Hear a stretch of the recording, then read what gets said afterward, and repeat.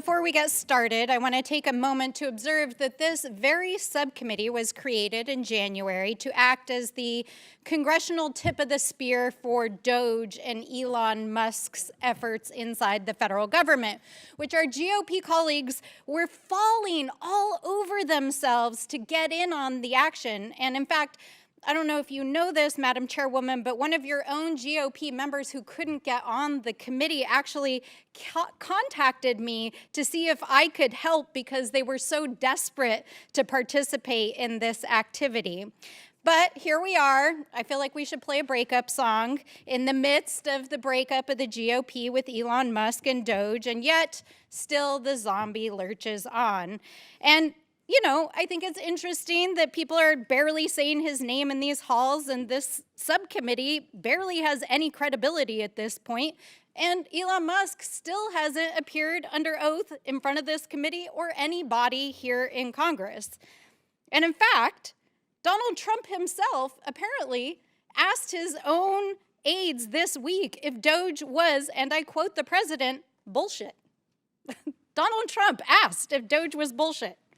Meanwhile, our friend, Mr. Musk, is going crazy on Twitter. We just checked. He's still going at it.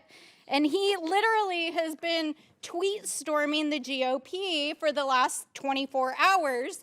And he says, I'm sorry, but I just can't stand it anymore. This massive, outrageous, pork-filled congressional spending bill is a disgusting abomination. Shame on those who voted for it.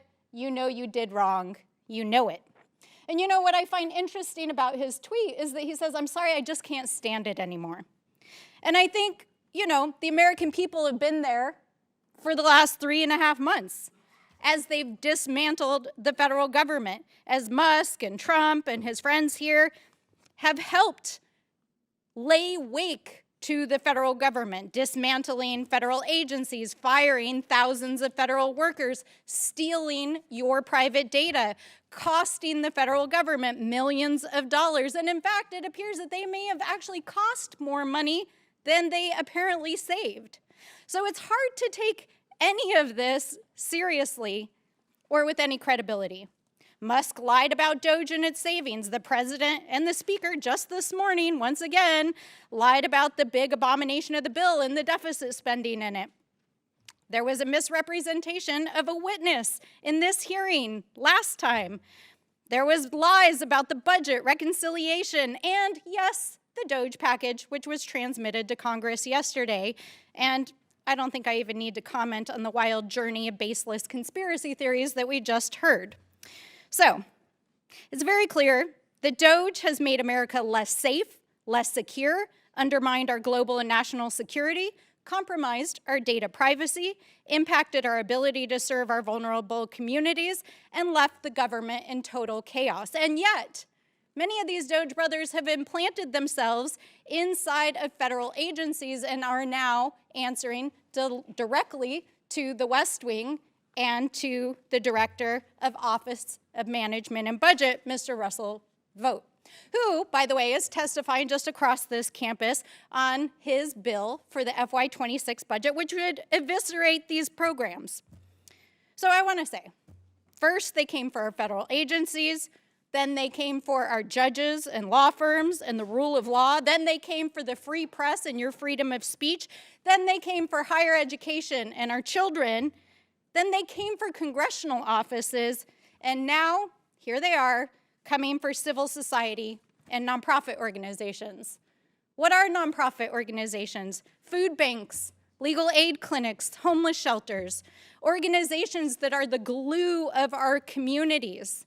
In fact, right now, they are withholding $500 billion illegally from nonprofit organizations that provide services for our communities. Public safety, health services, housing, the big brothers and big sisters of America, Boys and Girls Club and Habitat for Humanity.